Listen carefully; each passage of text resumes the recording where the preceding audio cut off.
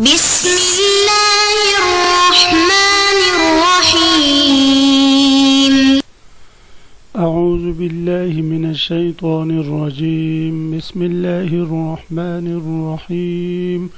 إنا أرسلنا نوحا إلى قومه أن أنذر قومك من قبل أن يأتيهم عذاب أليم.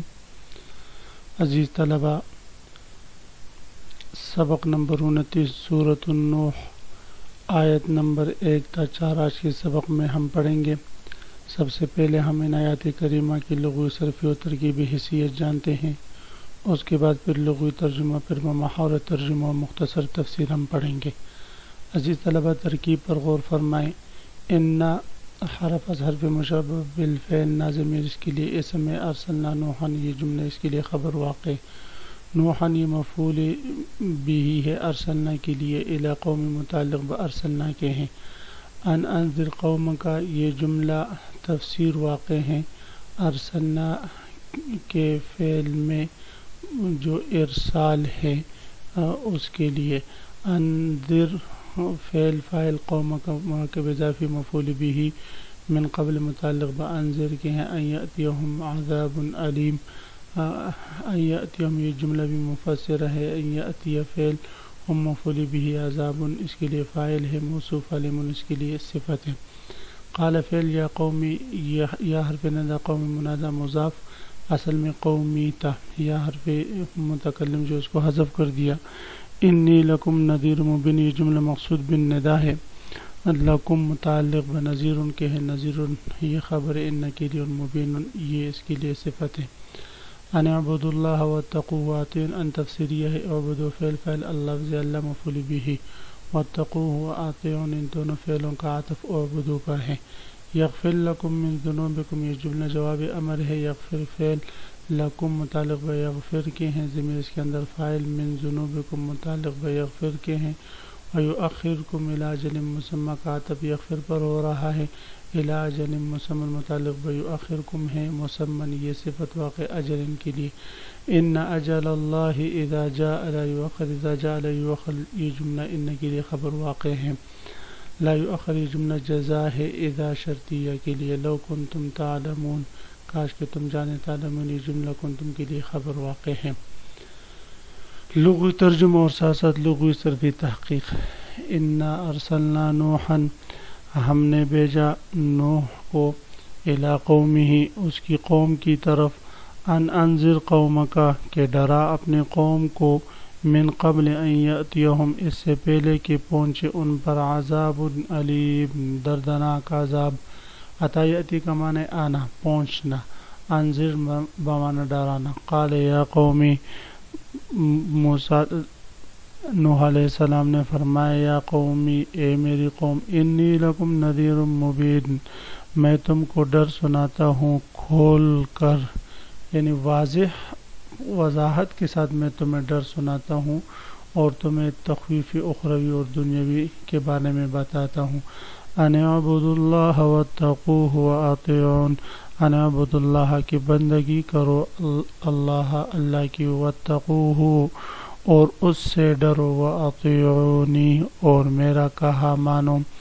یغفر لکم من ذنوبکم تاکہ اللہ تعالیٰ بخشے تمہارے، من ذنوبکم کچھ گناہ، ویؤخرکم اور ڈیل دے دے تم کو، الی اجل مسمى ایک مقررہ وعدہ تک۔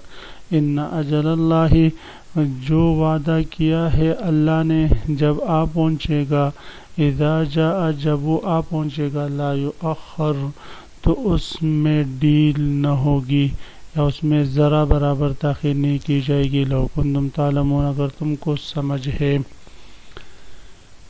انا ارسلنا نوحا سورۃ نوح یہ مکی سورت ہے اور اس میں 28 آیاتیں ہیں اور 2 رکوع ہیں۔ اس سے پہلے سورۃ المعارج میں اللہ رب العزت نے تخویفی اخروی کا ذکر فرمایا تھا، اس صورت میں اللہ رب العزت نے تخویفی دنیاوی کا ذکر فرمایا ہے کہ اللہ کی نافرمانی کرنے کی وجہ سے آخرت کا عذاب تو ہے ہی ہے، لیکن کبھی کبھی دنیا میں بھی عذاب آ جاتا ہے، جیسے کہ قوم نوح پر آیا تھا۔ تو فرماتے ہیں انا ارسلنا نوحا الی قومہ، بے شک ہم نے بھیجا نوح علیہ السلام کو اس کی قوم کی طرف، ہم نے نوح کو ان کی قوم کے پاس بھیجا، ان انذر قومک من قبل ان یأتیہم عذاب علیم، کہ اپنے قوم کو خبردار کرو قبل اس کے کہ ان پر کوئی دردناک عذاب آ کڑا ہو۔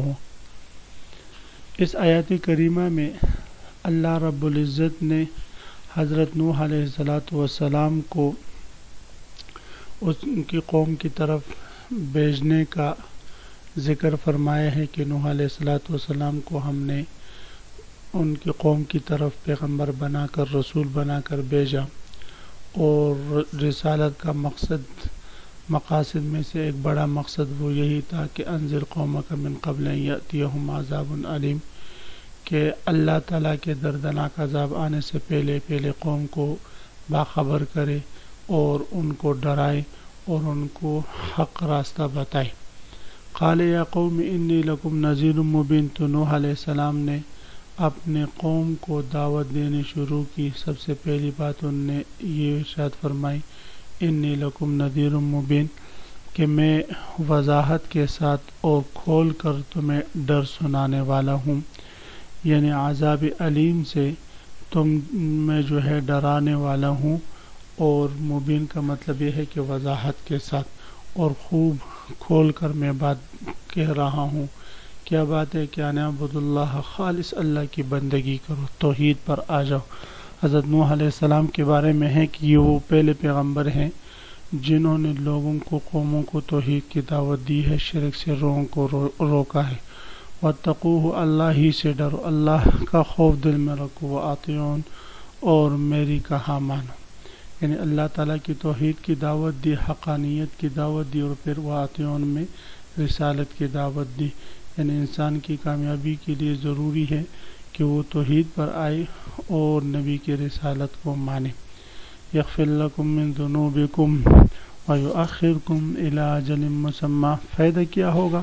یغفر لکم من ذنوبکم، اللہ تمہارے گناہوں کی مغفرت فرمائیں گے، ویؤخرکم الی اجل مسمی، تمہیں ایک مقررہ وقت تک باقی رکھے گا۔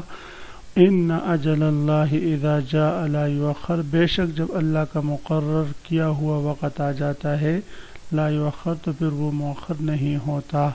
لو کنتم تعلمون، کاش کہ تم سمجھتے ہوتے، اگر تمہیں سمجھ ہوتی تو تم اللہ تعالیٰ کے رسول کی بات مان لیتے۔ عزیز طلبہ، یغفر لکم من ذنوبکم میں اللہ رب العزت ارشاد فرماتے ہیں کہ اگر تم ایمان لے آؤ گے، نوح علیہ السلام نے اپنے قوم سے فرمایا اگر تم ایمان لے آؤ گے تو اللہ تعالیٰ تمہارے گناہوں کو معاف کر دیں گے۔ یغفر لکم من ذنوبکم میں جو من ہے یہ اگر تبعیض کے لیے ہو، جیسے کہ من کا حقیقی معنی بھی تبعیض ہی ہے، تو اس صورت میں مطلب یہ ہو کہ اللہ تعالیٰ تمہارے بعض گناہوں کو معاف کر دیں گے۔ حالانکہ صحیح حدیث شریف ہے، آپ صلی اللہ علیہ وسلم میں ارشاد فرماتے ہیں کہ ان الاسلام یہدم ما کان قبل، اسلام گزشتہ تمام گناہوں کو معاف کر دیتا ہے۔ پھر یغفر لکم من ذنوبکم کا کیا مطلب ہوگا کہ بعض گناہ معاف ہو جاتے ہیں؟ تو اس کا ایک جواب مفسرین یہ دیتے ہیں کہ یغفر یہاں یخرج کے معنی میں ہے کہ اللہ تعالیٰ تم کو گناہوں سے نکال دیں گے، یعنی جب تم توحید اور رسالت پر آؤ گے تو اللہ تعالیٰ تمہیں گناہوں سے نکال کر اسلام کے راستے میں داخل کریں گے۔ اور اگر یغفر اپنے حقیقی معنی ہی میں ہو تو اس صورت میں من اگر تبعیض کے لیے مراد لے لے تو دوسرا مطلب اس کا، دوسرا جواب پھر اس اعتراض کا یہ ہوگا کہ یہاں پر گناہ دو قسم کے ہیں، ایک اسلام سے پہلے اور ایک اسلام سے بعد والے۔ تو یغفر لکم من ذنوبکم میں وہ گناہ مراد ہے جو اسلام لانے سے پہلے کے ہیں، اسلام کے بعد کے گناہ جو ہے وہ معاف نہیں ہوں گے، اس لیے من تبعیضیہ ذکر فرمایا۔ اور تیسرا جواب یہ بھی دیتے ہیں علماء کرام کہ یہاں پر من جو ہے وہ تبعیضی کے لیے ہے، اور گناہوں کی دو قسمیں ہیں، ایک وہ گناہ جو حقوق اللہ سے متعلق ہے، دوسرے وہ جو حقوق العباد سے متعلق ہے۔ تو حقوق العباد میں جن گناہوں کی تلافی ممکن ہو، جن حقوق کی ادائیگی ممکن ہو، ان کا ادا کرنا بندے پر بعد از اسلام بھی ضروری ہوتا ہے۔ تو یہاں پر یغفر لکم من ذنوبکم میں مراد وہ گناہیں جو حقوق اللہ سے متعلق ہوں، وہ گناہیں پھر بھی اسلام کے بعد بھی باقی رہتے ہیں، جو کس سے متعلق ہے بھئی؟ حقوق العباد سے متعلق ہیں۔ تو یغفر لکم من ذنوبکم، اللہ تعالیٰ تمہارے تمام گناہوں کو معاف کر دیں گے۔ وَيُؤَخِّرْكُمْ إِلَىٰ أَجَلٍ مُّسَمًّى، اور اللہ تعالیٰ تمہیں ایمان لانے کے بعد ایک متعین مدت تک مہلت دیں گے۔ یعنی اللہ تعالیٰ جو ہے ایمان لانے کے بعد دوسرا فائدہ تمہارا کیا ہے؟ یؤخرکم الی اجل مسمى، اجل کہتے ہیں مدت کو، مسمى کہتے ہیں متعین، ایک متعین مدت تک اللہ تعالیٰ تمہیں تمہاری جو اجل ہے، عذاب کا وقت ہے، وہ مؤخر کر دیں گے۔ تو عزیز طلبہ، یؤخرکم الی اجل مسمى کا کیا مطلب ہوا؟ تو اس صورت میں کیا اللہ تعالیٰ ان کو مقررہ مدت میں عذاب نہیں دیں گے؟ فرماتے ہیں کہ مقررہ مدت عمر سے پہلے تمہیں کسی دنیاوی عذاب میں پکڑ کر ہلاک نہیں کرے گا۔ مطلب یہ ہے کہ اسلام لانے کے بعد تم دنیاوی عذاب سے بچ جاؤ گے۔ ویسے دنیاوی عذاب کا خطرہ تو بہرحال ہے تمہارے لیے، تم اللہ کے تعالیٰ کی نافرمانیاں کر رہے ہو، شرک میں مبتلا ہو، تو اس شرک کی وجہ سے اللہ رب العزت تمہیں تمہارے متعین مدت جو مرنے کا وقت ہے اس سے پہلے دنیا میں بھی عذاب دیں گے، لیکن اگر تم ایمان قبول کر لو گے تو اس کی وجہ سے اللہ تعالیٰ اس عذاب کو متعین مدت تک جو ہے وہ مؤخر کر دیں گے۔ مطلب یہ ہے کہ اللہ تعالیٰ تمہیں دنیا میں عذاب نہیں دیں گے۔ اسی وجہ سے حدیث شریف میں آپ صلی اللہ علیہ وسلم ارشاد فرماتے ہیں کہ نیک اعمال کی وجہ سے انسان کی عمر میں برکت ہوتی ہے اور گناہوں کی وجہ سے اس کی عمر سے برکت ختم ہو جاتی ہے۔ فرمایا تم والدین کی اطاعت کرو تاکہ تمہاری عمر میں جو ہے وہ برکت ہو جائے اور اس میں اضافہ ہو جائے۔ مطلب یہ ہے کہ نیکی سے انسان اللہ رب العزت جو ہے وہ انسان کو عذاب سے بچاتا ہے اور متعین مدت تک جو ہے اس کو مہلت اور ڈیل دی جاتی ہے۔ اس کی تفسیر میں مفتی شفیع عثمانی صاحب نے تفسیر مظہری کے حوالے سے لکھا ہے کہ تقدیر اور قضاء الہی کی دو قسمیں ہیں، ایک ہے مبرم اور ایک ہے معلق۔ تقدیر مبرم اس تقدیر کو کہتے ہیں جو قطعی ہو، جس میں کسی قسم کی تبدیلی ممکن نہ ہو، اور تقدیر معلق وہ تقدیر ہوتی ہے جو غیر مبرم ہو، غیر قطعی ہو اور اس میں کمی زیادتی ممکن ہو، جیسے کہ قرآن میں اللہ رب العزت ارشاد فرماتے ہیں کہ یمحو اللہ ما یشاء ویثبت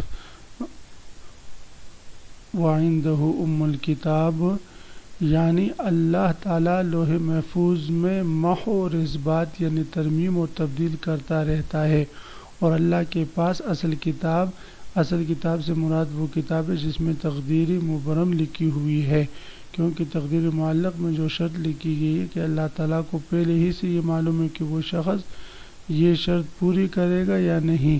یعنی تقدیر معلق میں یہ ہوتا ہے کہ اگر فلاں بندہ نیکی کرے گا تو اس کی عمر اتنی ہوگی، نیکی نہیں کرے گا تو اس کو عمر سے پہلے، وقت سے پہلے فلاں تاریخ کو ہلاک کر دیا جائے گا۔